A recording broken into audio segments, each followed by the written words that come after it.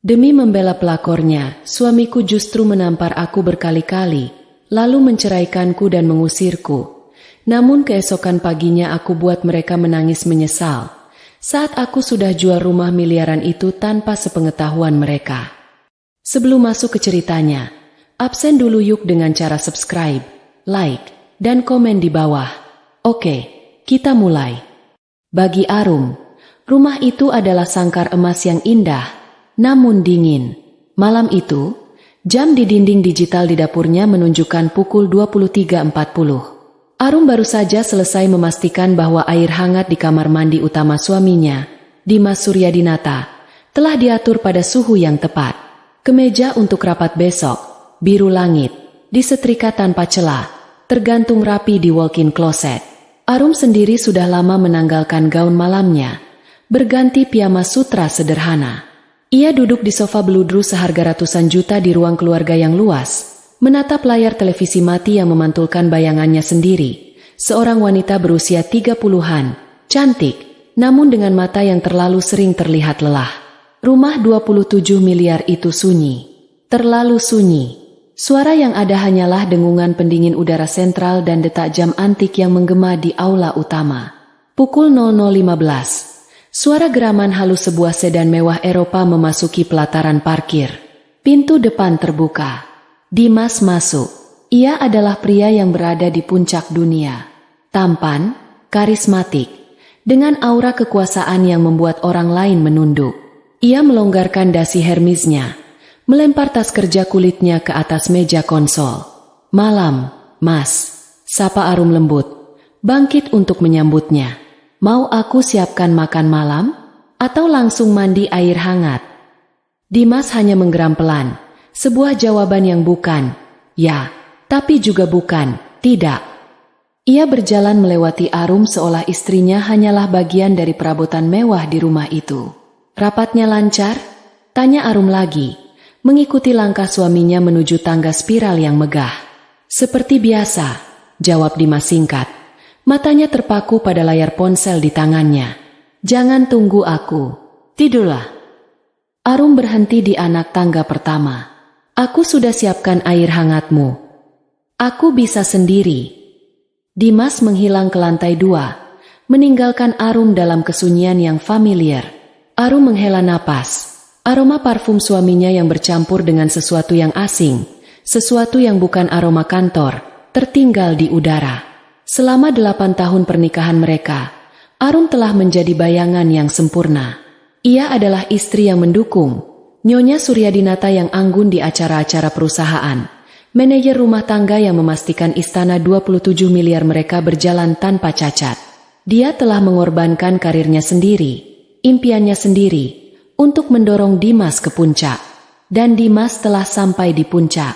Namun di puncak itu, ia berdiri sendirian. Arum, yang membantunya mendaki, kini ditinggalkan di kaki gunung, hanya bertugas menjaga agar istananya tetap hangat. Malam itu, seperti malam-malam lainnya, Arum tidur di ranjang king size yang terasa terlalu besar dan terlalu dingin, sementara Dimas baru masuk kamar 1 jam kemudian, memunggunginya, dan langsung terlelap dalam tidurnya yang lelah dan, tanpa Arum sadari, penuh kebohongan. Kecurigaan adalah racun yang bekerja lambat. Ia tidak membunuh seketika, tapi merayap melalui pembuluh darah, mengubah kehangatan menjadi dingin, dan kepercayaan menjadi keraguan. Bagi Arum, racun itu dimulai dari hal-hal kecil. Awalnya adalah rapat yang semakin larut. Dulu, Dimas paling lambat pulang tengah malam. Kini, pukul 2 atau 3 pagi menjadi hal yang lumrah. Alasannya selalu sama, proyek baru, klien dari luar negeri, menutup kesepakatan. Arum, sebagai istri yang baik, hanya bisa mengangguk dan menyiapkan kopi kental di pagi hari. Lalu, ada ponselnya. Dimas, yang dulu sembrono meletakkan ponselnya di mana saja, kini menjaganya seperti menjaga brankas negara. Ponsel itu selalu dalam mode senyap. Layarnya selalu menghadap ke bawah di meja.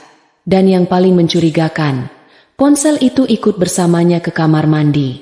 Suatu malam, saat Dimas sedang mandi, ponselnya yang tergeletak di meja nakas bergetar. Layarnya tidak menyala, tapi getarannya konstan. 1, 2, 3 kali. Arum menatap benda hitam itu dengan jantung berdebar. Ia tidak pernah menyentuh privasi Dimas, tapi malam itu, dorongan itu begitu kuat. Namun, sebelum tangannya sempat terjulur, suara pancuran air berhenti. Dimas keluar, hanya melilitkan handuk di pinggangnya, dan hal pertama yang dia lakukan adalah meraih ponsel itu, melirik notifikasinya, lalu tersenyum tipis. Senyuman itu, senyuman kecil yang bukan untuk Arum, terasa seperti sayatan kertas di hati Arum. Retakan terbesar muncul dalam bentuk aroma. Arum mengenal aroma suaminya.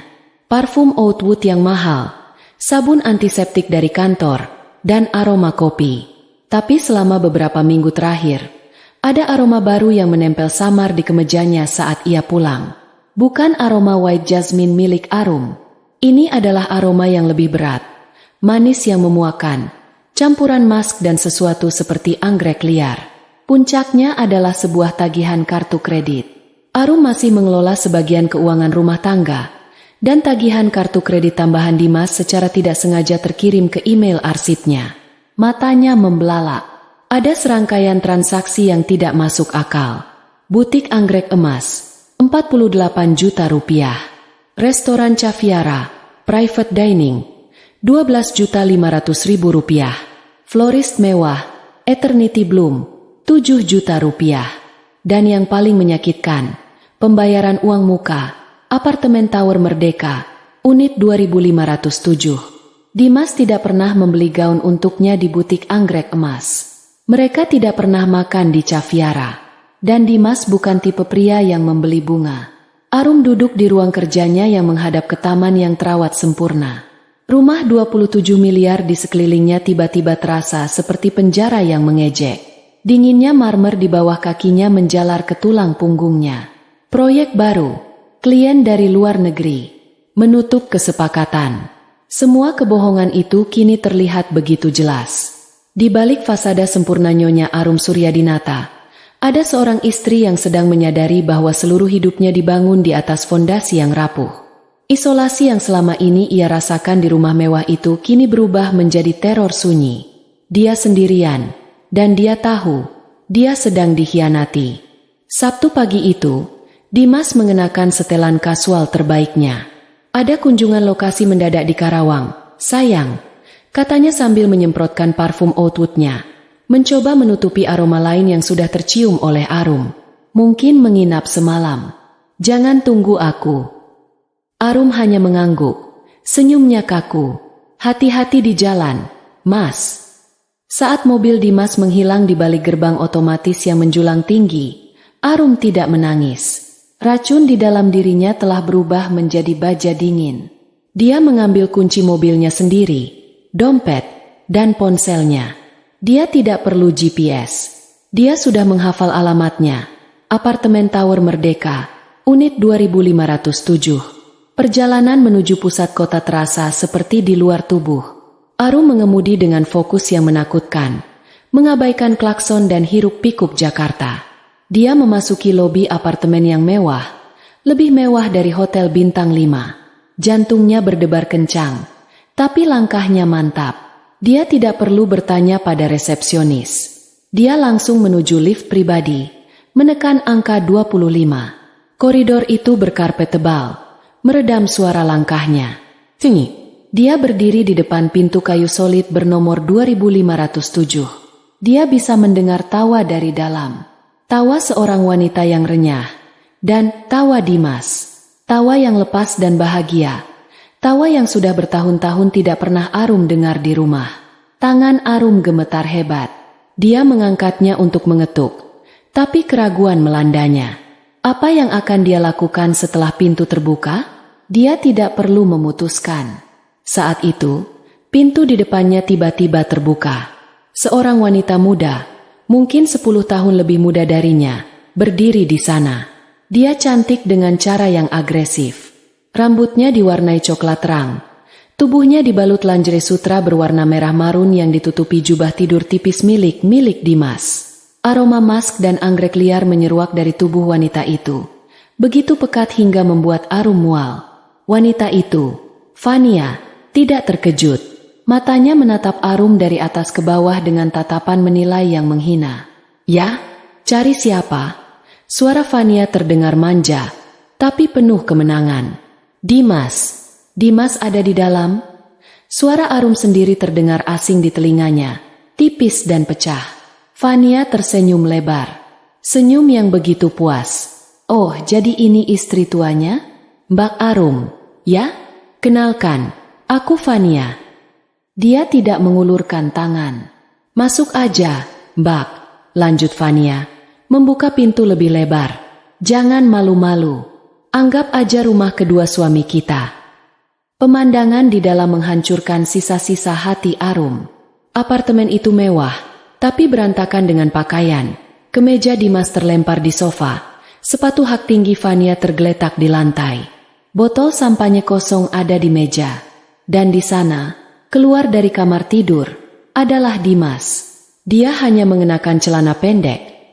Rambutnya acak-acakan. Wajahnya yang awalnya santai, berubah menjadi kaget. Lalu mengeras menjadi amarah saat melihat Arum. Arum, bentaknya. Sedang apa kamu di sini? Jadi ini, proyek di Karawang, Mas? Bisik Arum, air mata panas mulai menggenang. Fania berjalan santai dan memeluk lengan Dimas, menyandarkan kepalanya di bahu suaminya.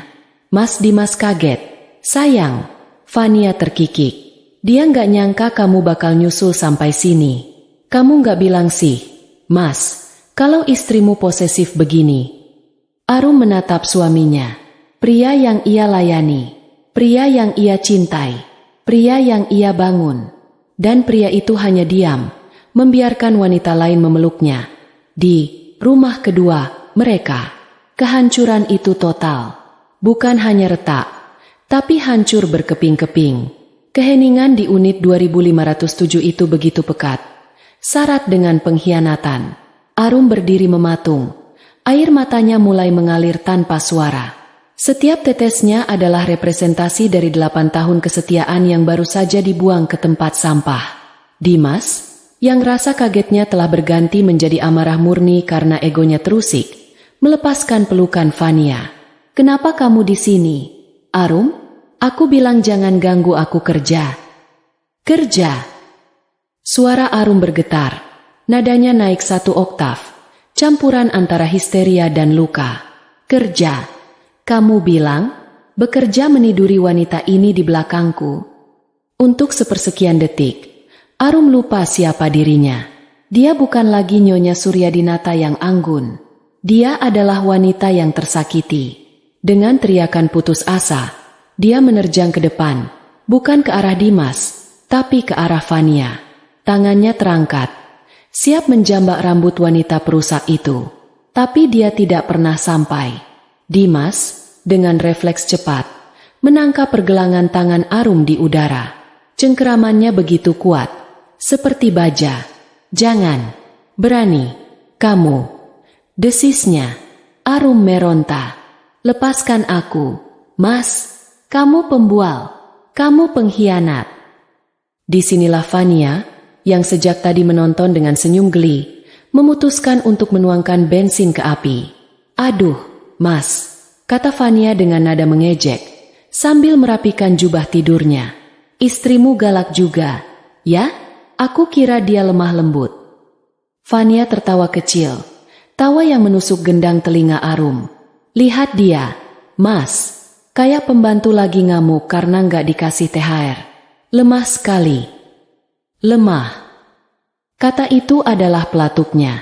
Bagi Dimas, citra adalah segalanya.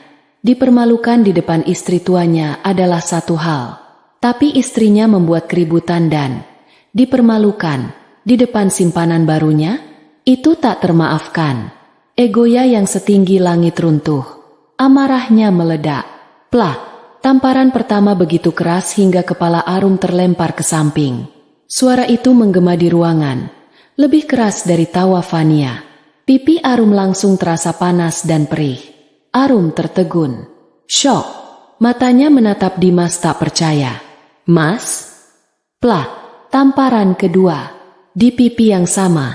Kamu. bentak Dimas. Plak, pipi kiri. Berani. Plak, kanan lagi. Mempermalukan.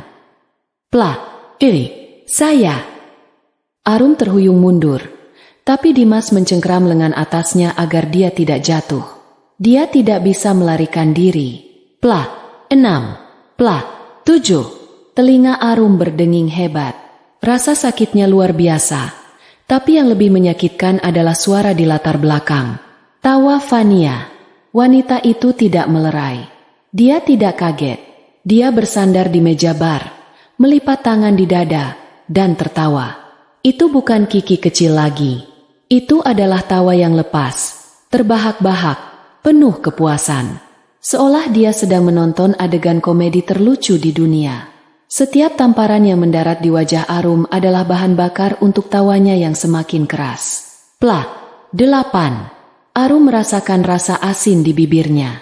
Dar, plak, 9. Pandangannya mulai kabur karena air mata dan rasa sakit. Plak, 10. Dia sudah tidak merasakan pipinya lagi. Hanya ada denyutan tumpul yang mengerikan. Dimas seperti kesetanan. Setiap tamparan adalah pelampiasan atas rasa malunya karena tertangkap basah. Plak, 11. Dan akhirnya, plak, 12. Tamparan terakhir adalah yang paling keras. Cengkeraman Dimas terlepas, dan Arum jatuh tersungkur ke lantai marmer yang dingin. Ruangan itu kembali hening, kecuali suara napas Dimas yang terengah-engah dan sisa tawa Fania yang mereda menjadi senyuman puas yang lebar. Arum terbaring di lantai, tidak bergerak. Dia tidak menangis lagi. Dia hanya menatap kosong ke depan. 12 tamparan, 12 paku yang ditancapkan ke peti mati pernikahannya. Dimas merapikan rambutnya yang sedikit berantakan. Dia menatap Arum di lantai dengan jijik. Pergi dari sini, katanya dingin. Arum tidak bergerak. Pergi, bentak Dimas. Dia meraih tas tangan Arum yang terjatuh dan melemparkannya ke tubuh istrinya. Pulang ke rumahmu. Jangan muncul di depanku. Mengerti? Fania terkikik lagi. Kasihan sekali. Mbak Arum. Pipinya merah. Mau es batu? Perlahan, dengan sisa tenaga yang dia miliki, Arum menggunakan tangannya untuk menopang tubuhnya. Dia tidak menatap Fania. Dia menatap Dimas. Matanya bengkak, bibirnya berdarah, tapi tatapannya kosong. Kosong dan dingin seperti es. Dia bangkit, meraih tasnya, dan berjalan keluar dari unit 2507 tanpa mengucapkan sepatah kata pun. Pintu tertutup di belakangnya dengan bunyi klik yang pelan, meninggalkan suara tawa Fania yang kembali terdengar. Perjalanan turun di dalam lift terasa abadi. Arum menatap pantulan dirinya di dinding cermin lift. Wajahnya adalah topeng penderitaan. Kedua pipinya merah padam, membengkak, dengan jejak jari yang jelas. Sudut bibirnya sobek dan masih mengeluarkan darah segar. Dia terlihat seperti korban kecelakaan. Dan memang, dia adalah korban. Korban dari 8 tahun kepercayaan yang buta.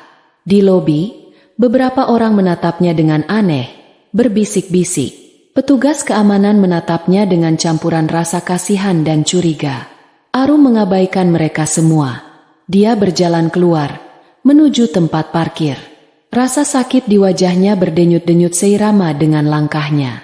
Dia berhasil masuk ke dalam mobilnya dan mengunci pintu.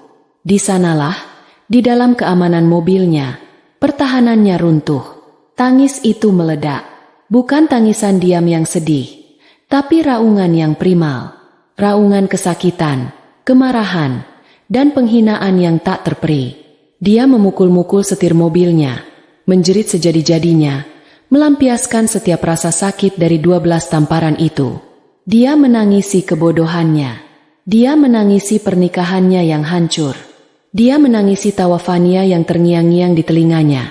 Tawa itu, entah bagaimana, lebih menyakitkan daripada tamparan Dimas.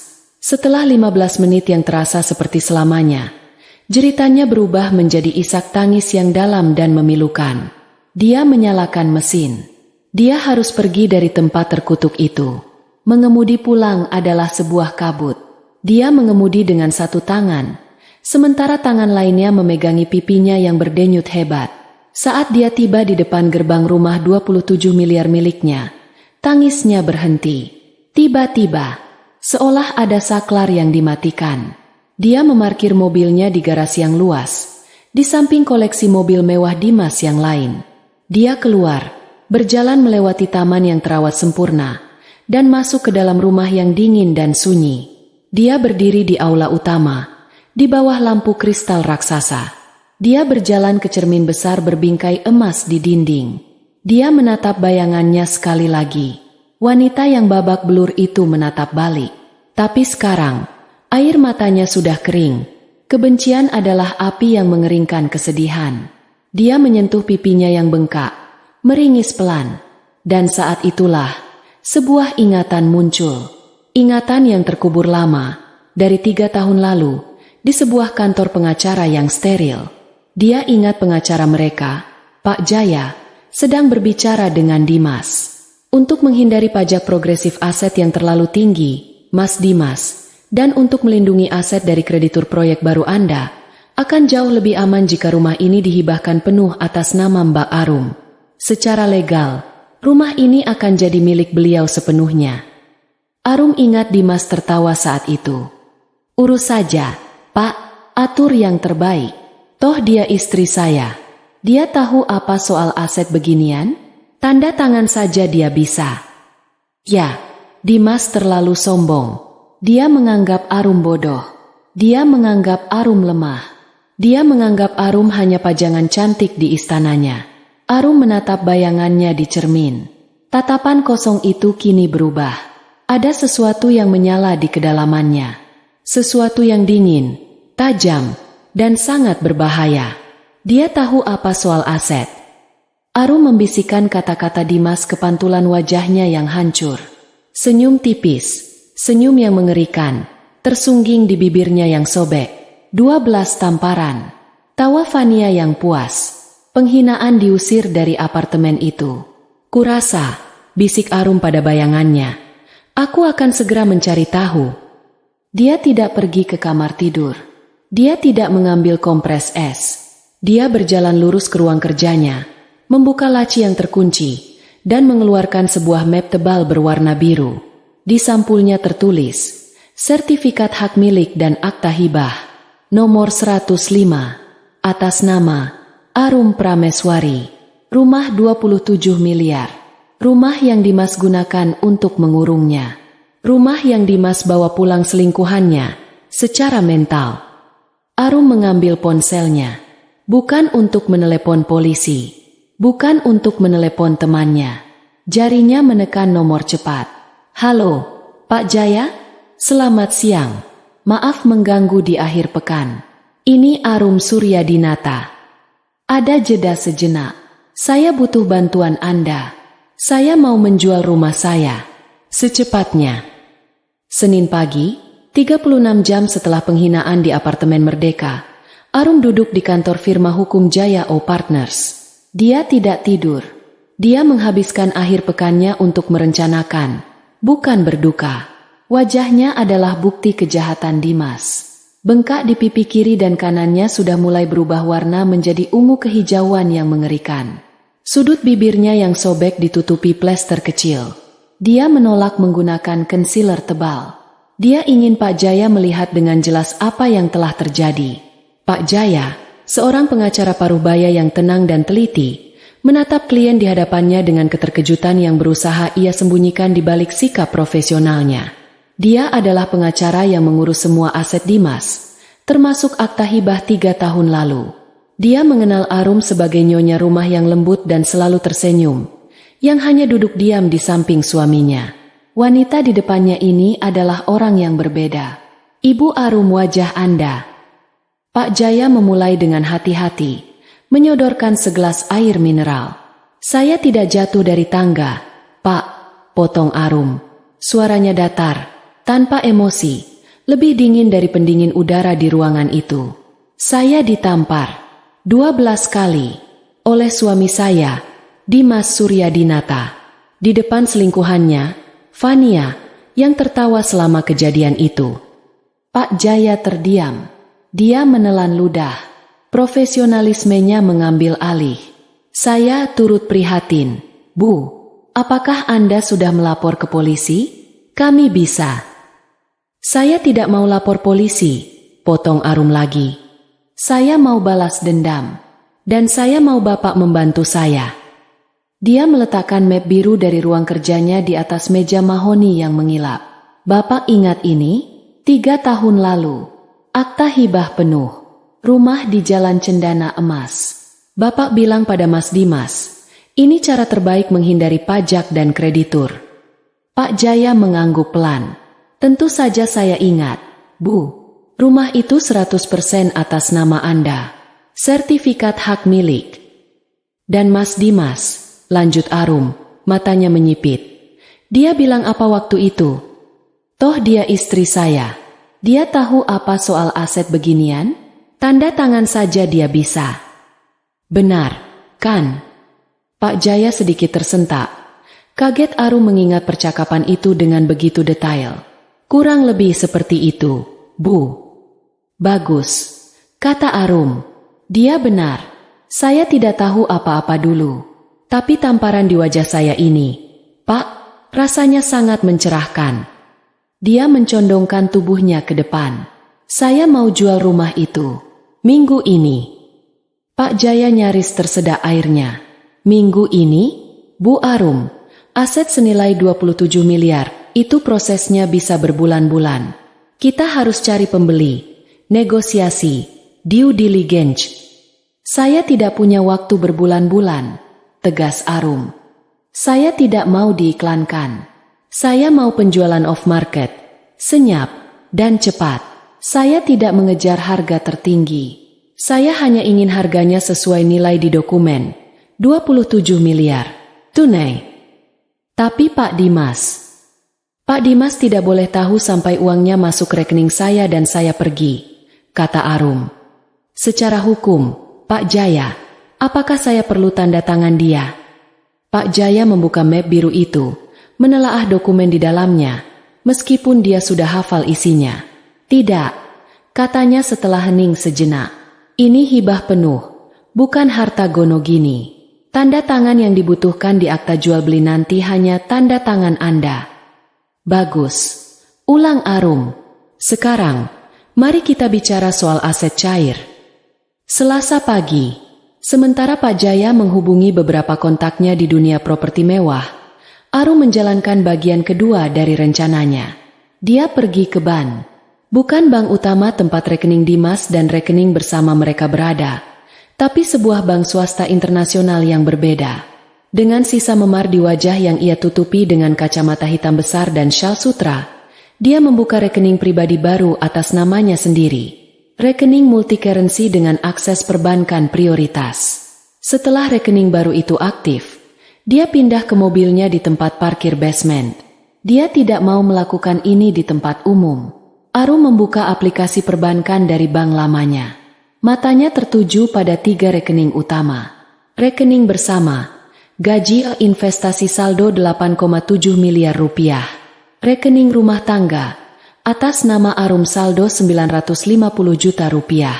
Ini adalah uang jajan yang Dimas transfer bulanan, yang jarang Arum pakai. Rekening bisnis Dimas, Arum tidak punya akses. Dimas, dalam arogansinya, tidak pernah repot-repot membatasi akses Arum ke rekening bersama. Dia tidak pernah berpikir Arum akan berani melakukan apapun. Arum menarik napas. Dia ingat tagihan 48 juta di butik anggrek emas untuk Fania. Dia ingat uang muka apartemen 2507. Pertama, rekening rumah tangga, 950 juta rupiah. Uang itu diberikan padanya. Itu miliknya. Dia mentransfer seluruh saldo ke rekening barunya. Klik. Kedua, rekening bersama, 8,7 miliar rupiah. Ini adalah harta gono gini. Arum tahu dia tidak bisa mengambil semuanya begitu saja tanpa menimbulkan tuntutan pidana pencurian. Dia sudah berkonsultasi singkat dengan Pak Jaya tentang ini. Ambil setengahnya, Bu. Tepat 50%. Itu hak Anda sebagai istri, sebagai bagian dari harta bersama. Itu sah. Setengah dari 8,7 miliar adalah 4,35 miliar. Tangan Arum sedikit gemetar. Ini adalah jumlah uang yang mengubah hidup. Dia mengetik angka itu. 4 miliar 350 juta. Flashback. Suara tawa Fania yang melengking. Plak. Sensasi perih dari tamparan ke-12. Tangannya berhenti gemetar. Dia menekan tombol. Konfirmasi. Total di rekening barunya. 5,3 miliar rupiah. Ini adalah dana pelariannya. Langkah terakhir. Dia kembali ke rumah 27 miliar itu. Rumah itu terasa asing. Dia tidak lagi merasa seperti pemilik, melainkan seorang penyusup dalam misinya sendiri. Dia masuk ke walk-in closet raksasa. Dia mengabaikan pakaiannya.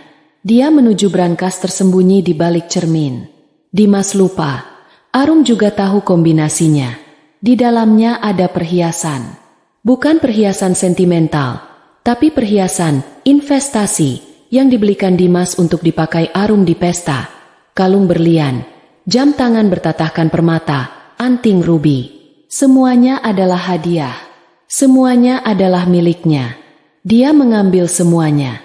Dia juga mengambil paspornya, akta kelahirannya, dan ijazahnya. Dia memasukkan semuanya ke dalam satu koper kecil. Dia sudah selesai dengan ban. Dia sudah selesai dengan brankas. Sekarang, dia hanya perlu menjual sangkar emasnya. Selasa siang, Arum bertemu Santi di sebuah kafe hotel yang sepi. Santi adalah broker properti kelas atas. Dia adalah wanita yang menjual rumah 27 miliar itu kepada Dimas 5 tahun lalu. Santi adalah seorang profesional yang tajam, modis, dan mulutnya terkunci rapat, terutama jika ada komisi besar yang terlibat.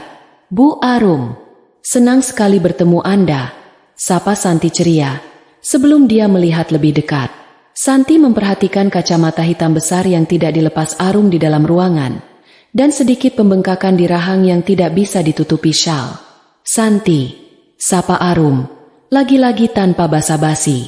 Saya mau jual rumah saya. Senyum Santi sedikit goyah. Jual? Maksud ibu yang di Cendana Emas? Pak Dimas mau pindah. Pak Dimas tidak tahu. Dan dia tidak boleh tahu, kata Arum. Dia mengeluarkan salinan SHM yang sudah disiapkan Pak Jaya. Rumah ini 100% atas nama saya. Arum Prameswari. Saya adalah penjualnya. Santi menatap dokumen itu, lalu menatap Arum. Sebagai broker yang berurusan dengan orang-orang terkaya di Jakarta, dia bisa membaca situasi lebih cepat daripada orang biasa. Dia melihat memar. Dia melihat dokumen legal. Dia melihat urgensi. Ini bukan penjualan properti. Ini adalah pelarian. Saya mengerti, kata Santi pelan. Sikap cerianya berubah menjadi serius. Apa yang ibu butuhkan? Penjualan off market. Tidak ada iklan. Tidak ada open house. Kata Arum. Saya tahu Anda punya daftar klien VVIP yang mencari properti di area itu. Saya mau 27 miliar. Tunai, minggu ini. Santi menarik napas. Bu Arum, tunai 27 miliar dalam seminggu itu rekor. Pembeli seperti itu tidak tumbuh di pohon. Itulah kenapa saya datang ke Anda, Santi, bukan ke broker lain, kata Arum. Matanya menatap tajam dari balik kacamata hitam. Dan untuk memotivasi Anda. Arum mendorong secari kertas melintasi meja. Di atasnya tertulis, komisi penjualan, 5%. Mata Santi membelalak. Komisi normal adalah 2,5%. 5% dari 27 miliar adalah 1,35 miliar rupiah. Itu adalah bayaran yang fantastis untuk pekerjaan beberapa hari. Saya punya satu orang, kata Santi langsung. Otaknya berputar cepat. Seorang investor dari Jepang, Tanaka-san. Dia kalah bidding di rumah Pak Hartono di blok sebelah bulan lalu. Dia sangat marah. Dia benci kalah dan dia punya dana likuid tak terbatas. Dia bilang, kalau ada unit lain di area itu, hubungi dia berapapun harganya. Hubungi dia. Perintah Arum. Satu masalah, kata Santi. Dia pasti mau melihat unitnya. Bagaimana dengan Pak Dimas? Mas Dimas sedang sibuk di luar. Dia tidak akan pulang sampai malam, kata Arum dingin. Atur pertemuannya besok pagi. Sementara Arum membongkar kerajaannya bata demi bata, Dimas justru sedang berada di puncak kesombongannya. Setelah Arum pergi dengan memalukan dari apartemen Fania, Dimas merasa seperti pemenang. Dia telah menunjukkan siapa yang berkuasa. Dan Fania, melihat kekerasan dan kekuasaan itu, justru semakin bergairah. Pada hari Rabu, Dimas melakukan sesuatu yang tak terbayangkan. Dia membawa Fania ke rumah 27 miliar itu.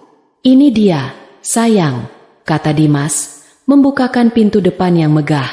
Selamat datang di rumahmu yang baru. Fania ternganga. Apartemennya tidak ada apa-apanya dibanding istana ini. Dia berlari ke kolam renang Infinity, tertawa, dan berputar-putar di aula utama. Mas, ini luar biasa, pekiknya.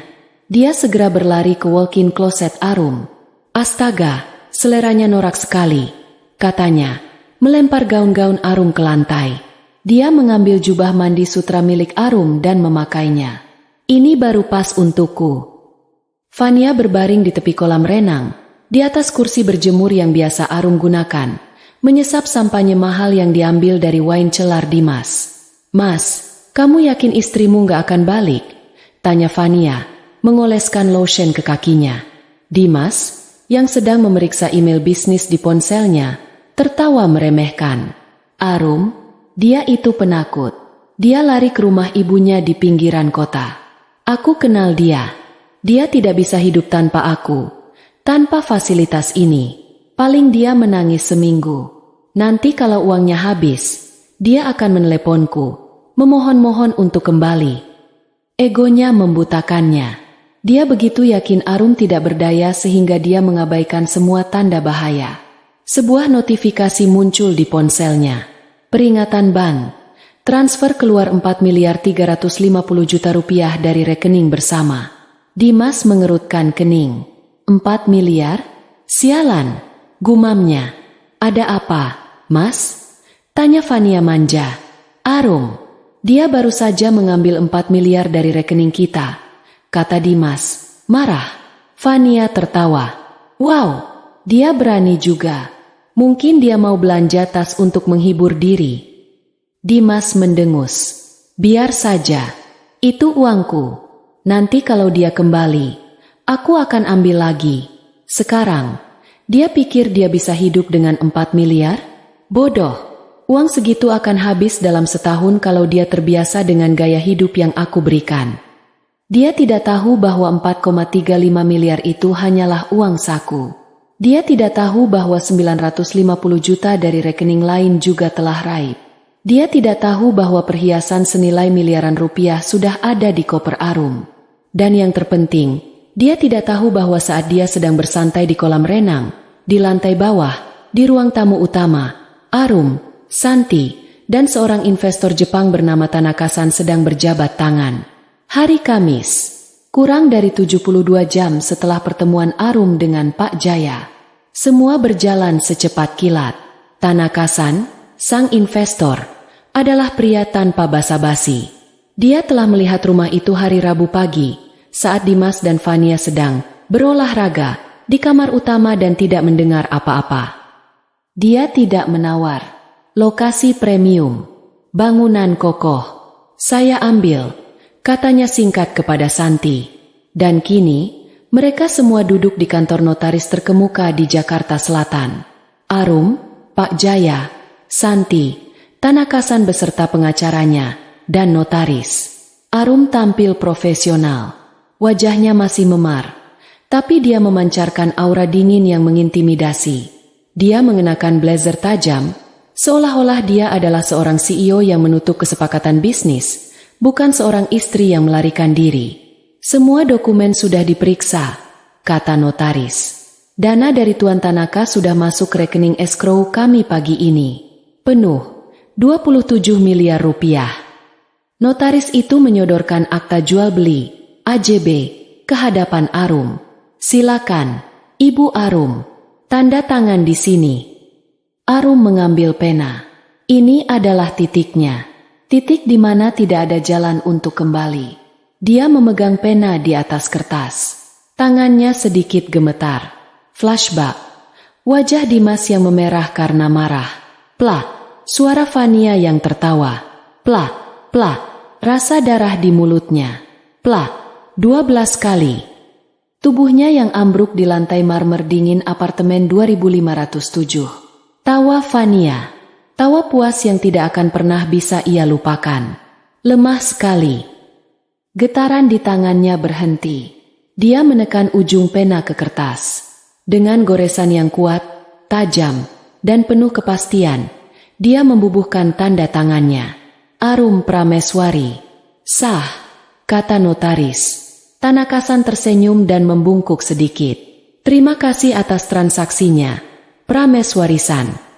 1 jam kemudian, Arum duduk di dalam taksi, bukan mobilnya. Dia tidak kembali ke rumah. Dia tidak perlu kembali. Ponselnya berbunyi. Notifikasi dari bank barunya. Transfer dana masuk. 27 miliar rupiah. Arum menatap angka itu. 27 miliar. Ditambah 5,3 miliar yang sudah dia amankan. Total 32,3 miliar rupiah. Dia tersenyum. Senyum pertama yang tulus dalam bertahun-tahun. Itu bukan senyum kebahagiaan. Itu adalah senyum kebebasan. Senyum pembalasan dendam. Dia segera membuka aplikasi perbankannya lagi. Dia tidak akan membiarkan uang itu menginap di Indonesia 1 malam pun. Sesuai instruksi Pak Jaya, dia langsung mentransfer 90% dari dana itu ke rekening offshore di Swiss yang telah disiapkan atas namanya. Setelah transfer selesai, Arum membuka aplikasi perjalanan. 1 tiket, kelas bisnis, 1 arah, dari Jakarta, CGK, ke Sydney, Australia, SYD, keberangkatan, malam ini, pukul 22. Dia mematikan ponselnya, mengeluarkan kartu SIM Indonesianya, mematahkannya menjadi 2, dan melemparkannya ke tempat sampah di lobi bandara. Di rumah 27 miliar, Dimas dan Fania baru saja selesai makan siang mewah yang disiapkan oleh koki pribadi. Mereka tidak tahu bahwa koki itu, dan seluruh staf rumah tangga, baru saja menerima email pemberitahuan bahwa pekerjaan mereka berakhir hari ini, dibayar penuh oleh pemilik baru, Tuan Tanaka. Mereka tidak tahu apa-apa. Mereka sedang bersulang sampanye untuk kehidupan baru mereka di sebuah rumah yang bahkan sudah tidak lagi menjadi milik mereka. Dan Arum, wanita yang mereka anggap lemah, sudah berada ribuan kaki di udara, terbang menjauh. Jumat pagi, pukul 10, matahari Jakarta bersinar terik, memantul di permukaan biru kolam renang Infinity di rumah 27 miliar itu. Dimas Suryadinata sedang menikmati puncak kemenangannya. Dia duduk di kursi berjemur, mengenakan jubah mandi sutra, sambil menyesap espresso mahal. Di sampingnya, Fania, yang juga mengenakan jubah mandi milik Arum, sedang asyik mengambil selfie dengan latar belakang taman yang rimbun. Aku akan unggah ini, kata Fania, memanyunkan bibirnya. Biar semua teman arisanku tahu aku pindah ke level yang baru. Judulnya, akhirnya, Ratu di Istana yang Tepat. Dimas tertawa, tawa yang sombong dan puas. Unggah saja, siapa yang berani melarangmu? Dia merasa tak terkalahkan. Arum, si istri lemah, sudah lenyap. Dia pasti sedang menangis di rumah ibunya yang pengap, menyesali keputusannya. Dimas sudah tahu Arum mengambil 4,3 miliar dari rekening bersama. Biarlah, pikirnya, uang pesangon. Dia bisa mencari uang sebanyak itu lagi dalam sebulan. Yang penting, rumah ini, istananya, sekarang menjadi miliknya dan Fania. Saat itulah bel intercom di gerbang depan berbunyi. Fania mendengus kesal. Siapa sih yang mengganggu pagi-pagi? Bukannya kamu bilang semua staf sudah diatur? Mungkin tukang kebun baru, gumam Dimas, menekan tombol intercom di meja sampingnya. Ya. Suara yang menjawab bukanlah suara tukang kebun. Itu adalah suara yang tegas dan profesional. Selamat pagi. Kami dari firma hukum Tanaka Rekan. Kami di sini untuk bertemu dengan penghuni rumah di Cendana Emas nomor 105. Dimas mengerutkan kening. Saya Dimas Suryadinata, pemiliknya. Saya tidak ada janji dengan firma hukum manapun. Kami di sini bukan atas janji temu, Pak Dimas. Kami di sini atas nama klien kami, Tuan Akira Tanaka, pemilik baru properti ini. Jawab suara itu. Mohon buka gerbangnya. Kami membawa surat perintah pengosongan. Tawa Dimas meledak. Fania ikut terkikik. Penipuan macam apa ini, Mas? Pasti salah alamat, kata Dimas ke interkom, masih tertawa. Anda mabuk, Pak? Pergi sebelum saya panggil keamanan kompleks. Kami adalah keamanan, Pak, jawab suara itu. Kini lebih dingin. Jika Anda tidak kooperatif, kami memiliki wewenang untuk masuk secara paksa sesuai mandat pengadilan. Gerbang akan dibuka sekarang. Klik. Gerbang otomatis setinggi 4 meter itu bergeser terbuka dengan derit pelan. Dimas berhenti tertawa. Dia bangkit dari kursinya. Dari pintu depan, dia melihat sesuatu yang membuatnya ngeri. Bukan hanya 1 atau 2 pengacara.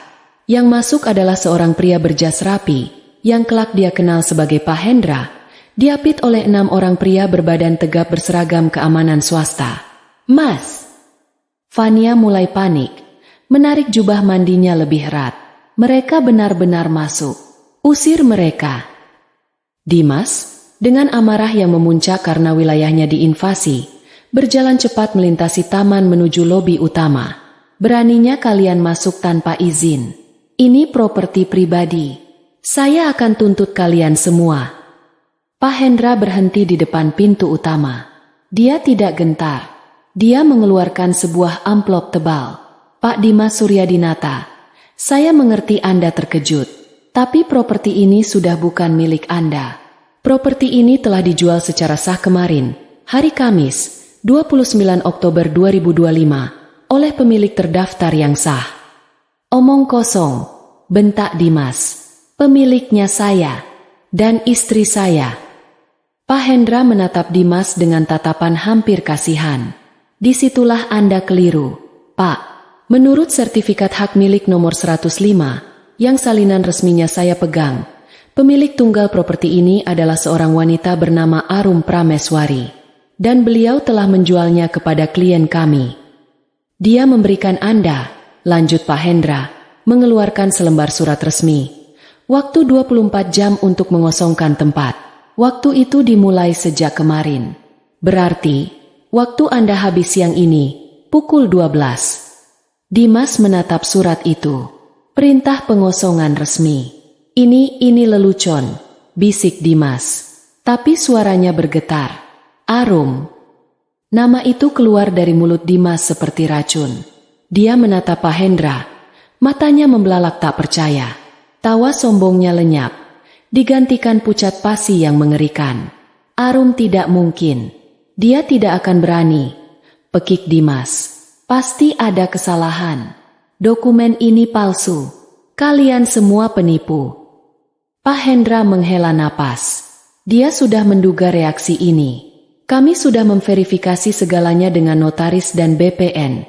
Pak Dimas, ini adalah akta jual beli yang sah. Dia menunjukkan salinan yang terlegalisir. Dan ini adalah bukti transfer dana ke rekening penjual. Semuanya bersih. Mata Dimas terpaku pada satu hal di dokumen AJB, tanda tangan di bawah nama penjual.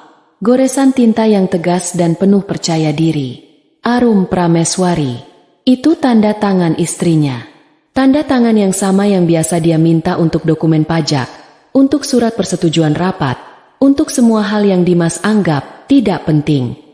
Fania, teriak Dimas, panik. Telepon pengacaraku. Cepat. Telepon Pak Reno.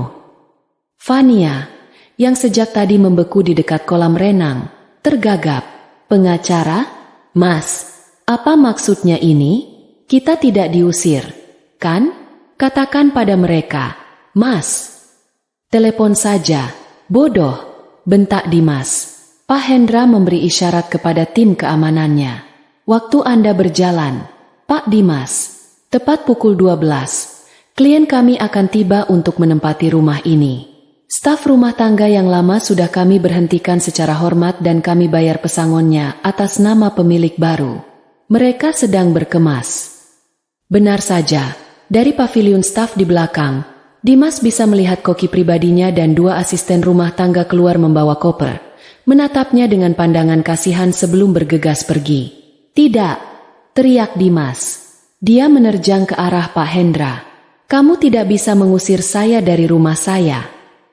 2 penjaga keamanan langsung melangkah maju, menghalangi Dimas dengan tubuh tegap mereka. Mereka tidak menyentuhnya, tapi keberadaan mereka adalah dinding yang tak bisa ditembus. Pak Dimas, jangan mempersulit keadaan, kata Pak Hendra. Rumah ini dihibahkan penuh oleh Anda kepada Ibu Arum 3 tahun lalu. Kami sudah memeriksa akta hibahnya. Itu adalah keputusan Anda sendiri. Beliau memiliki hak penuh untuk menjualnya, dan beliau telah melakukannya. Kenyataan itu menampar Dimas lebih keras dari 12 tamparan yang dia berikan pada Arum. Hibah, untuk menghindari pajak, untuk melindungi aset. Dia ingat tawanya saat itu. Dia tahu apa soal aset beginian. Ternyata, Arum tahu segalanya. Mas! Fania kini menjerit histeris. Dia berlari ke kamar utama. Mas, barang-barangku, tasku, sepatuku yang baru ku beli. Ambil barang pribadi Anda yang penting, Pak, Bu, kata Pak Hendra, melirik jam tangannya. Anda punya 1 jam 45 menit. Dimas tersungkur di sofa beludru di lobi. Sofa yang harganya 300 juta. Sofa yang bukan lagi miliknya. Dia menatap kosong ke taman yang terawat. Istananya, kerajaannya, direbut. Bukan oleh pesaing bisnis, bukan oleh bankir, tapi oleh istri pendiam yang dia remehkan, yang dia siksa, yang dia tampar di depan selingkuhannya. Arum. Desisnya. Kurang ajar, beraninya dia. Kepanikan adalah motivator ulung. 1 jam berikutnya adalah kekacauan murni. Fania berlari seperti orang gila di dalam walk-in closet. Dia tidak peduli lagi pada Dimas. Dia sibuk memasukkan tas-tas branded, banyak di antaranya milik Arum yang belum sempat dia singkirkan, sepatu, dan perhiasan ke dalam 3 koper besar. Cepat, Mas, bantu aku, teriak Fania. Tapi Dimas tidak bergerak. Dia duduk di tepi ranjang, ponsel menempel di telinga, berbicara dengan pengacaranya. Pak Reno, apa maksudmu tidak bisa dibatalkan? Bentak Dimas. Gugat dia, gugat Arum, gugat pembelinya, bekukan transaksinya. Suara Pak Reno di seberang terdengar letih. Dimas, transaksinya sudah sah, AJB sudah ditandatangani. Dana sudah cair, SHM sudah berganti nama. Ini bukan main-main. Pembelinya adalah investor asing besar yang dilindungi hukum. Kalau kita menggugat tanpa dasar, kita bisa dituntut balik atas pencemaran nama baik. Dasarnya adalah dia istri saya, yang secara hukum memiliki aset itu 100%. Dimas, itu akta hibah penuh, bukan gonogini. Kamu sendiri yang tanda tangan. Dimas membanting ponselnya ke kasur. Dia kalah. Dia tidak bisa membatalkan penjualan. Tapi dia tidak akan menyerah. Dia akan menghancurkan Arum. Dia akan menuntutnya atas sesuatu. Penggelapan. Pencurian. Reno. Teriaknya lagi ke ponsel. Siapkan gugatan cerai. Tuntut dia atas penggelapan dana perusahaan. Ambil semua yang dia curi. Dana apa yang dia curi? Tanya Reno. Dia mengambil 4,3 miliar dari rekening bersama. Itu rekening bersama, Dimas. Dia mengambil setengahnya. Itu haknya. Tidak bisa dipidanakan. Persetan. Dimas mematikan telepon. Dia harus memindahkan sisa uangnya. Dia tidak bisa membiarkan Arum mengambil lebih banyak. Dia akan menyewa pengacara terbaik. Pengacara yang lebih mahal dari Reno. Dia membuka aplikasi perbankan bisnisnya. Dia butuh dana besar untuk berperang. Dia membuka rekening operasional utama perusahaannya. Saldo, Rp150.750.000. Apa? Dimas mengucek matanya. Pasti salah. Dia memeriksa mutasi. Kemarin, pukul 17, transfer keluar, 12 miliar rupiah. 12 miliar. Lenyap. Tujuan, rekening atas nama A. Prameswari. Jantung Dimas rasa berhenti berdetak. Bagaimana Arum bisa? Lalu dia ingat, 5 tahun lalu, saat mendirikan PT baru, dia menjadikan Arum sebagai sekretaris perusahaan. Sebuah formalitas. Dia membutuhkan 2 tanda tangan untuk rekening korporat. Dia memberikan Arum hak akses penuh. Berpikir Arum hanya akan menandatangani apa yang dia suruh. Dia tidak pernah berpikir Arum akan menggunakannya. Rekening operasional itu adalah cadangan likuiditasnya. Uang untuk membayar pemasok besar. Untuk cadangan proyek.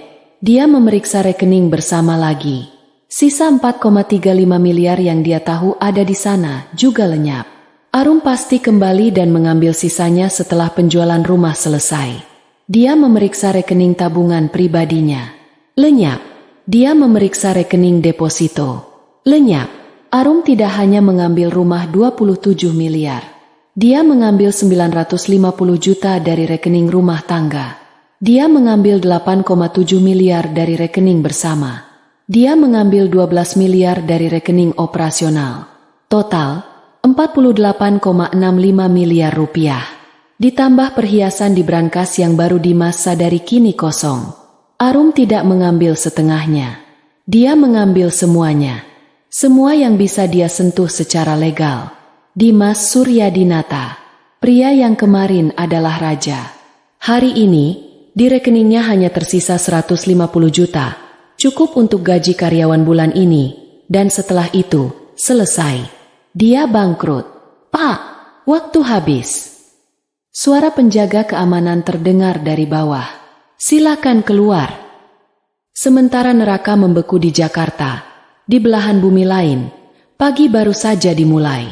Pesawat Airbus A330 itu mendarat mulus di Bandara Internasional Kingsford Smith, Sydney, pukul 8.30 waktu setempat.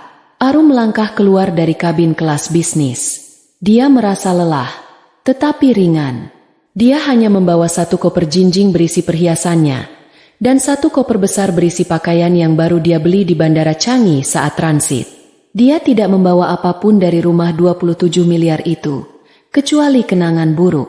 Dia melewati imigrasi Australia dengan paspor barunya, yang sudah dia urus beberapa bulan lalu untuk liburan yang tidak pernah terjadi.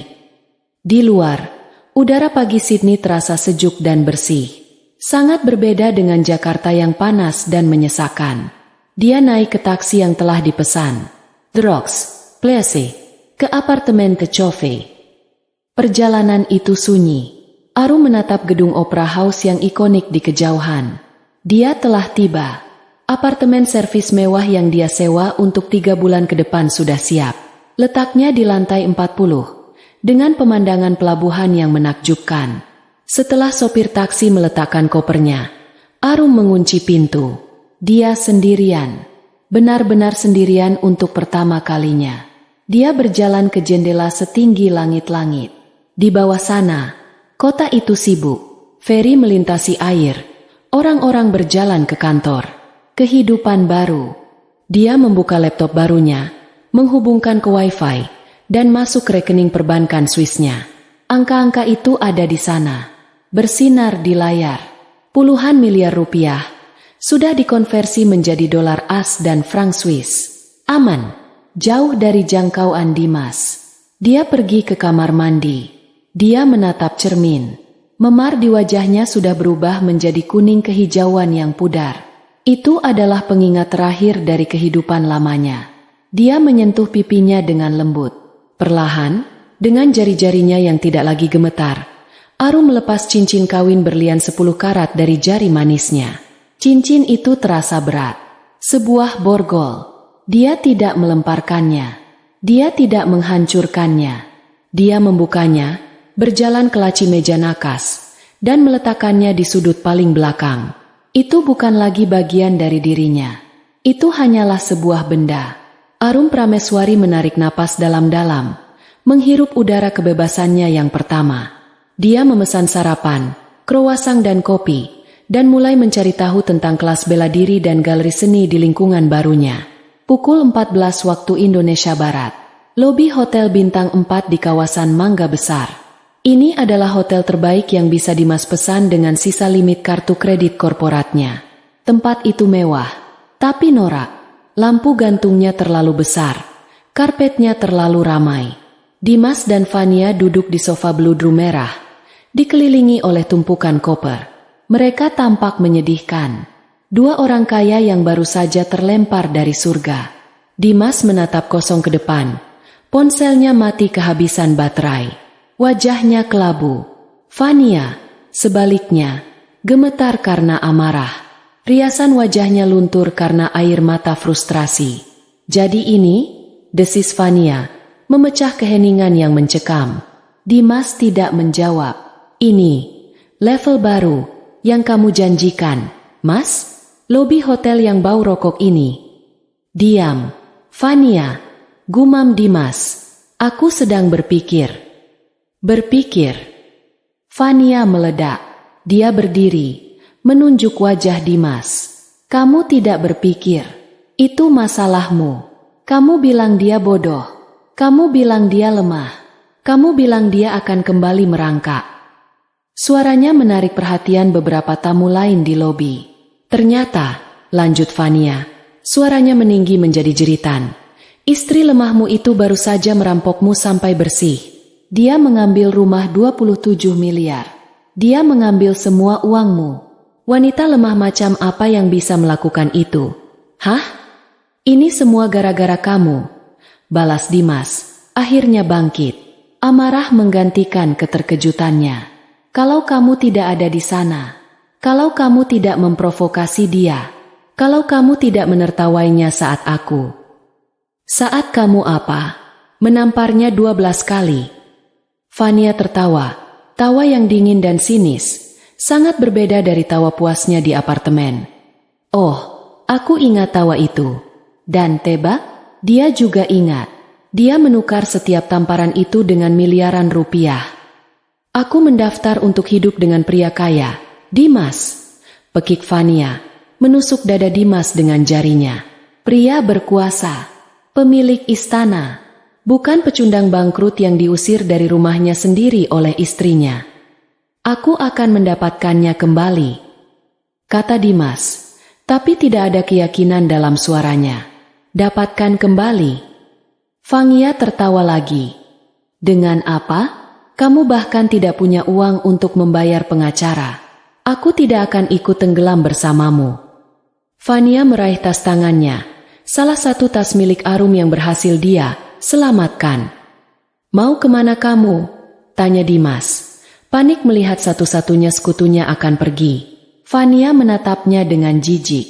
Mencari mangsa baru. Yang tidak sebodoh kamu. Dia berjalan cepat menuju pintu keluar. Mengabaikan Dimas yang memanggil namanya. Dia melambaikan tangan ke taksi. Fania, tunggu. Jangan tinggalkan aku. Fania berhenti di pintu taksi, menoleh ke belakang. Dia menatap Dimas, pria yang beberapa hari lalu dia puji sebagai raja, kini hanya seorang pria menyedihkan di lobi hotel. Kamu tahu, Mas, katanya dengan nada berbisa. Ternyata, dari kalian berdua, Arumlah yang jauh lebih pintar. Kamu lebih lemah darinya. Pintu taksi terbanting menutup. Dimas Suryadinata berdiri sendirian di lobi hotel yang asing, dikelilingi barang-barang mewah yang tidak lagi berharga. Diusir dari rumahnya, dikhianati oleh selingkuhannya, dan dihancurkan oleh wanita yang dia anggap remeh. Dia telah kehilangan segalanya. Jumat sore di lobi Hotel Bintang 4 yang norak itu adalah awal dari akhir Dimas Suryadinata. Setelah Fania pergi dengan taksi, Dimas berdiri membeku selama 10 menit penuh. Realitas menelannya bulat-bulat. Dia bukan lagi korban perampokan. Dia adalah arsitek dari kehancurannya sendiri. Hari-hari berikutnya adalah neraka yang dia ciptakan sendiri. Uang 150 juta di rekening operasionalnya habis dalam 3 hari untuk membayar gaji staf inti yang tersisa, yang tetap saja langsung mengundurkan diri begitu gajinya masuk. Senin pagi, mimpi buruk yang sesungguhnya dimulai. Teleponnya, yang berhasil dia isi dayanya menggunakan charger pinjaman dari resepsionis hotel, berdering tanpa henti. Panggilan pertama dari mandor proyek mixed use terbesarnya. Pak Dimas. Pemasok semen dan baja menarik semua materialnya. Mereka bilang Bapak belum bayar tagihan 12 miliar yang dijanjikan Arum. Proyek berhenti total. Dimas tidak bisa menjawab. Uang 12 miliar itu adalah yang Arum ambil dari rekening operasional. Uang itu memang dialokasikan untuk tagihan tersebut. Panggilan kedua dari bank. Pak Suryadinata.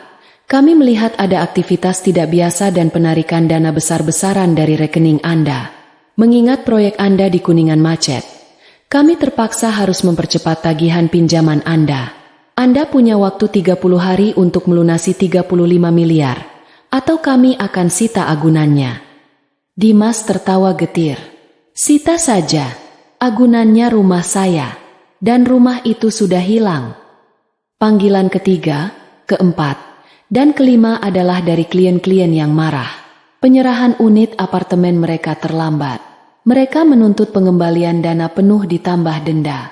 Dalam arogansinya, Dimas telah membangun kerajaan bisnis di atas tumpukan utang dan likuiditas yang tipis, mengandalkan reputasi dan arus kas yang konstan. Arum tidak hanya mengambil uangnya, dia mencabut sekring utama dari seluruh sistem. Dimas mencoba menjual aset. Tapi aset apa? Mobil-mobil mewahnya?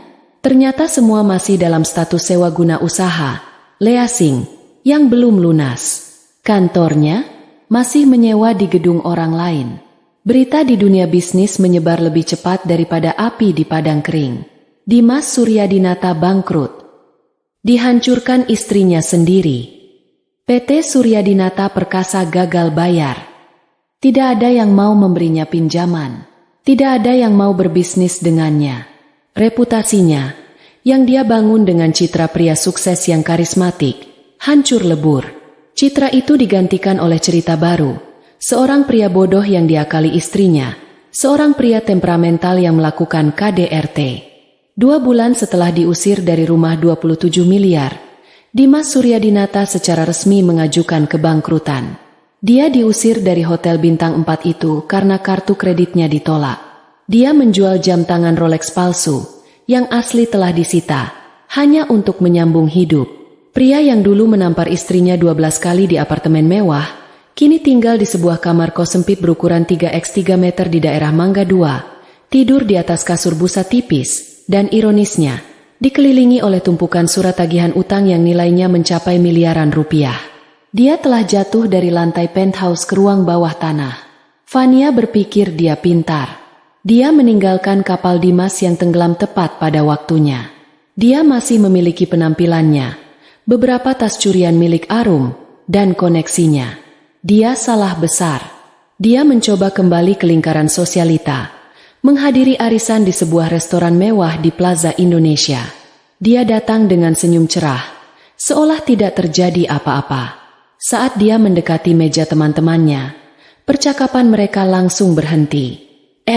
Fania, sapa salah satu dari mereka, sebut saja Rika, dengan senyum manis yang berbisa.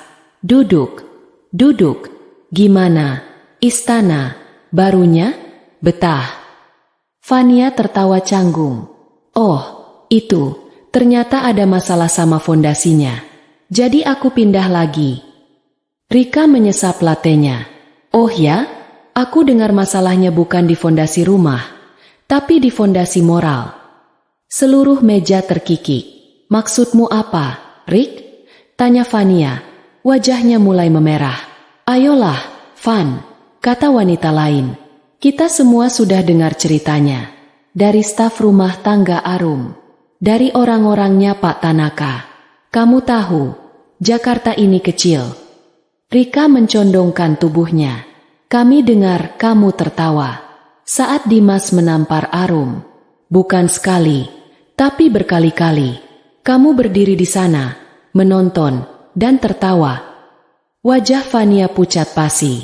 Kami mungkin suka gosip, Van, kata Rika. Senyumnya hilang. Kami mungkin suka barang mewah. Tapi kami tidak berteman dengan monster. Menertawakan wanita lain yang sedang disiksa? Itu level yang berbeda. Itu menjijikan. Fania menjadi paria. Dia bukan lagi pelakor glamor. Dia adalah pelakor sosiopat. Cerita itu membuatnya radioaktif. Pria-pria kaya yang dulu meliriknya kini menghindar. Mereka mungkin tidak setia, tapi mereka tidak mau bergaul dengan wanita yang reputasinya seburuk itu. Mereka takut wanita seperti Fania akan melakukan hal yang sama pada mereka, atau lebih buruk lagi, membawa sial. Dia bukan pelakor biasa, bisik mereka di klub malam. Dia iblis yang membawa kebangkrutan.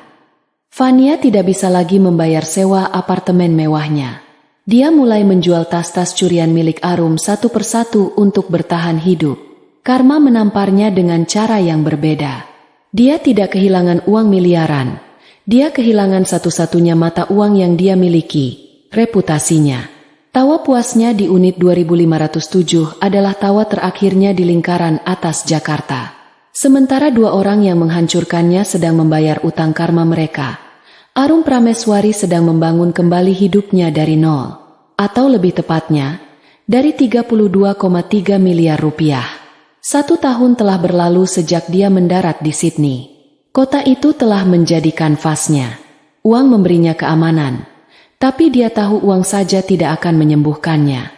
Pagi harinya dihabiskan di sebuah sasana Muay Thai di pinggir kota. Lagi, Arum, fokus, teriak pelatihnya. Seorang pria Thailand bertubuh keras. Arum, yang kini bertubuh kencang dan berotot, melepaskan kombinasi pukulan siku dan tendangan lutut ke samsak besar. Kuak, kuak, kuak. Setiap pukulan adalah pelepasan. Dia tidak lagi memukul bayangan Dimas. Dia memukul rasa takutnya. Dia memukul citra dirinya yang lemah yang terbaring di lantai. Dia memukul tahun-tahun di mana dia membiarkan dirinya direndahkan. Dia berkeringat, terengah-engah, dan merasa hidup. Siang harinya dihabiskan di kantor terapisnya di Macquarie Street. Saya bermimpi tentang tawa itu lagi semalam, Dr. Anne, kata Arum, menatap keluar jendela ke arah pelabuhan. Dan apa yang kamu lakukan dalam mimpimu? Tanya terapis itu lembut. Arum tersenyum tipis. Dulu saya akan terbangun sambil menangis. Tadi malam dalam mimpi itu, saya berbalik badan, dan tawa itu mengecil. Lalu saya menutup pintu, dan tawa itu berhenti. Dr. Anne mengangguk. Kamu mengambil kembali kendalimu, Arum. Sore harinya adalah miliknya. Dia telah menggunakan sebagian kecil uangnya untuk menyewa sebuah ruko menawan di kawasan The Rocks. Di depannya tergantung papan kayu sederhana, Prameswari Gallery. Itu adalah impiannya yang terkubur. Sebuah galeri kecil yang didedikasikan untuk seniman-seniman muda Asia Tenggara dan aborigin. Hari itu, dia sedang sibuk menata pameran baru. Dia berbicara dengan penuh semangat kepada seorang kolektor seni tentang filosofi di balik lukisan cat minyak abstrak karya seorang seniman dari Yogyakarta. Dia tidak lagi bersembunyi di balik bayangan suaminya. Dia adalah Arum Prameswari, pemilik galeri, penyintas, seorang wanita yang menemukan suaranya. Memar di wajahnya sudah lama hilang, dan untuk pertama kalinya, memar di dalam hatinya juga mulai memudar. Musim dingin baru saja tiba di Sydney. Pukul 6 sore. Langit sudah gelap dan gerimis dingin mulai turun. Arum sedang bersiap-siap menutup galerinya. Dia mengunci pintu depan dan berbalik untuk menyalakan alarm. Tiba-tiba, seseorang menggedor kaca pintu dengan keras, membuatnya terlonjak kaget. Di luar, di bawah cahaya lampu jalan yang temaram, berdiri sesosok pria. Dia kurus, sangat kurus. Mengenakan jaket tipis yang basah kuyup oleh hujan. Rambutnya lepek dan berminyak, menempel di dahi. Wajahnya tirus, ditumbuhi janggut dan kumis yang tidak terurus. Dia tampak seperti gelandangan yang putus asa. Arum melangkah mundur. Tangannya secara refleks merogoh pepper spray di tasnya. Sebuah kebiasaan baru yang diajarkan di kelas bela dirinya. Pria itu menempelkan wajahnya ke kaca. Matanya liar. Dia meneriakkan sesuatu, tapi suaranya teredam oleh kaca tebal dan hujan. Arum tidak bisa mendengarnya, tapi dia bisa membaca gerak bibirnya. Satu kata, Arum. Jantung Arum serasa berhenti berdetak. Itu tidak mungkin. Pria itu menggedor lagi. Lebih panik. Arum, buka. Ini aku. Aku Dimas. Napas Arum tercekat. Itu Dimas. Pria yang setahun lalu adalah Raja Jakarta, kini berdiri seperti pengemis di depan tokonya di Sydney. Tangan Arum gemetar. Bukan karena takut, karena amarah yang membara. Bagaimana dia menemukannya? Dia menarik napas dalam-dalam, menenangkan detak jantungnya. Dia adalah Arum yang baru. Dia tidak akan lari. Dia mematikan alarm, berjalan ke pintu, dan membukanya. Hanya selebar rantai pengaman yang terpasang. Celah itu memperlihatkan Dimas dari dekat. Bau alkohol murah, rokok kretek, dan keputusasaan langsung menyeruak masuk. Matanya merah dan berair. Bagaimana kamu tahu aku di sini? Tanya Arum. Suaranya dingin, stabil, jauh lebih stabil dari yang dia duga. Aku harus mencarimu, Arum, kata Dimas. Suaranya parau dan pecah. Dia jelas sudah lama tidak berbicara dengan benar. Aku menjual satu-satunya peninggalan ibuku. Jam tangannya. Hanya itu yang tersisa. Untuk menyewa pelacak. Untuk membeli tiket. Arum, aku mohon. Dia mencoba mendorong pintu, tapi rantai pengaman menahannya. Aku mohon, Arum, rintihnya. Dan kemudian, pria paling arogan yang pernah Arum kenal, pria yang menamparnya 12 kali tanpa berkedip, jatuh berlutut di keset depan galerinya yang basah. Dia bersujud di trotoar. Maafkan aku, tangisnya. Air mata bercampur dengan air hujan. Aku salah, Arum. Aku monster. Aku tahu. Aku kehilangan segalanya. Rumah, perusahaan. Fania meninggalkanku begitu saja. Aku tidak punya apa-apa lagi. Dia mendongak. Wajahnya yang hancur menatap Arum. Aku tidur di jalanan Sydney selama 2 hari ini. Aku kedinginan. Aku lapar. Tolong aku, Arum, pintanya. Demi 8 tahun pernikahan kita. Beri aku sedikit saja. Sedikit uang untuk memulai lagi. Aku janji. Aku janji aku akan berubah. Aku akan jadi orang yang lebih baik. Aku mohon. Permohonannya menggema di jalanan yang sepi. Arum menatap pria yang hancur di kakinya. Sebagian kecil dari dirinya, Arum yang lama, Arum yang penurut, merasakan sedikit rasa kasihan. Arum menatap Dimas yang bersujud di kakinya di trotoar yang basah. Dia menatap rambut lepeknya, pakaiannya yang kotor, dan matanya yang penuh permohonan. Keheningan di antara mereka hanya diisi oleh suara hujan dan isak tangis Dimas yang menyedihkan. Rasa kasihan itu muncul sepersekian detik, tapi kemudian sebuah ingatan melintasinya, sejelas kristal. Plak, wajahnya sendiri terlempar ke samping. Rasa perih yang membakar. Plak, denging di telinganya. Plak, rasa asin darah di mulutnya. Dan di atas segalanya, tawa itu. Tawa Fania yang melengking, penuh kemenangan, menikmati setiap detik penderitaannya. Rasa kasihan itu menguap seketika, digantikan oleh baja dingin. 8 tahun, kata Arum pelan. Suaranya nyaris tak terdengar di tengah hujan. Dimas mendongak. Matanya yang putus asa menangkap secercah harapan. Ya, Arum. Ya, 8 tahun kita.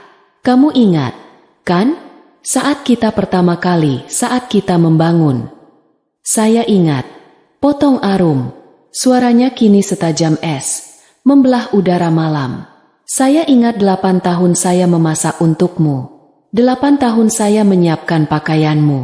8 tahun saya melepaskan karir saya agar kamu bisa bersinar. 8 tahun saya menjadi bayanganmu yang patuh. Wajah Dimas menegang. Ini bukan arah yang dia harapkan. Dan saya ingat dengan sangat jelas. Dimas, lanjut Arum. Matanya menatap lurus ke mata Dimas. Saya ingat unit 2507. Saya ingat bibir saya yang sobek. Arum, aku kalap waktu itu, aku tidak. Saya ingat, Arum melanjutkan. Suaranya naik 1 oktav, tidak histeris, tapi penuh kekuatan yang menakutkan. 12 tamparan yang kamu daratkan di wajah saya. Saya menghitungnya. 1, 2, 3. Dimas tersentak mundur seolah Arum baru saja menamparnya. 11, 12. Keheningan total.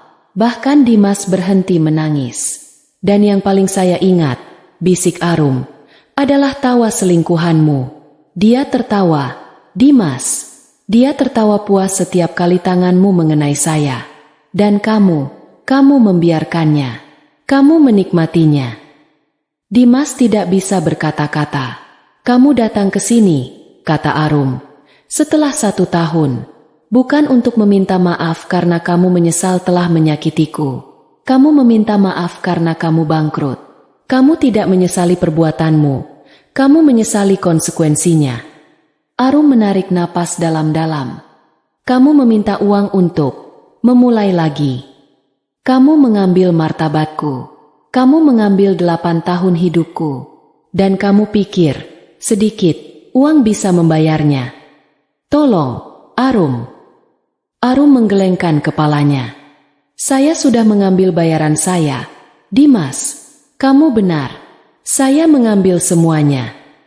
Dia menatap pria hancur di depannya. Rumah 27 miliar. Uang 12 miliar dari rekening bisnismu. Uang 8,7 miliar dari rekening bersama kita. Dan semua perhiasan yang kamu berikan untuk membeliku. Mata Dimas membelalak ngeri mendengar Arum mengkonfirmasi semuanya dengan begitu tenang. Anggap saja itu kompensasi, kata Arum. Anggap saja 27 miliar itu adalah harga untuk rumah yang saya urus.